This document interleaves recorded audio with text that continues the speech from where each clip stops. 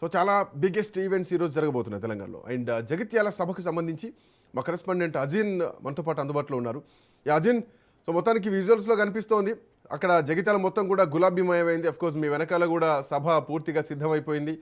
ఒక కోలాహలం మాత్రం కనిపిస్తుంది. చాలా కాలం తర్వాత మళ్ళీ ఒక భారీ సభ, రజతోత్సవ సభ తర్వాత మళ్ళీ అంతటి స్థాయిలో ప్రోగ్రాం నిర్వహిస్తున్నట్టుగా తెలుస్తోంది. సభకు సంబంధించినటువంటి అప్డేట్స్ ఏంటి? అట్లా అక్కడ ఎట్లాంటి సందడి నడుస్తోంది? ఎంతమంది వచ్చేటువంటి అవకాశం ఉంది? కేసీఆర్ ఎప్పుడు వచ్చేటువంటి అవకాశం ఉంది? ఫుల్ డీటెయిల్స్ ఏంటి అజిన్? శ్రీకాంత్, మొత్తానికి చూస్తే జగిత్యాల జిల్లా ఒక ఉద్యమ గడ్డ. ఇది ఉద్యమ గడ్డను ముఖ్యంగా చూసుకుంటే మాజీ ముఖ్యమంత్రి కేసీఆర్ గారు మరి ఈ యొక్క ప్రజా ఆశీర్వాద సభ పేరుతో ఒక కార్యక్రమాన్ని, భారీ బహిరంగ సభను తలపెట్టారు.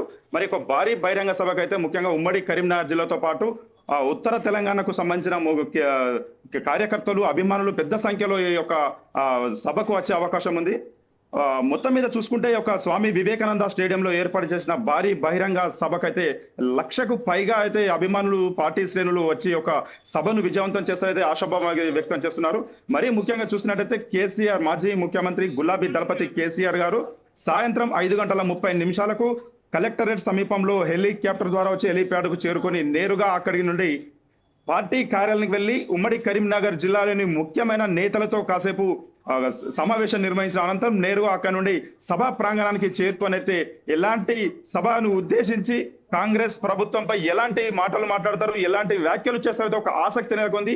కేసీఆర్ రాకతో జగిత్యాల జిల్లాతో పాటు ఉమ్మడి కరీంనగర్ జిల్లా వ్యాప్తంగా పెద్దపల్లి, ఇటు కరీంనగర్, ఇటు ధర్మపురి, చొప్పదండి, వేములవాడ, కొరుట్ల, మెట్పల్లితో పాటు అయితే పెద్ద సంఖ్యలో కేసీఆర్ చూడడానికి, ముఖ్యంగా కేసీఆర్ ప్రసంగాన్ని అయితే వినడానికి అయితే పెద్ద సంఖ్యలో అభిమానులు, కార్యకర్తలు తరలి వస్తున్న నేపథ్యం కనబడుతుంది. ముఖ్యంగా జగిత్యాల అయితే ఒక గులాబీ వనంగా, గులాబీ శ్రేణులతో, గులాబీతో పండగ వాతావరణం నెలకొంది, సందడి నెలకొందని చెప్పొచ్చు.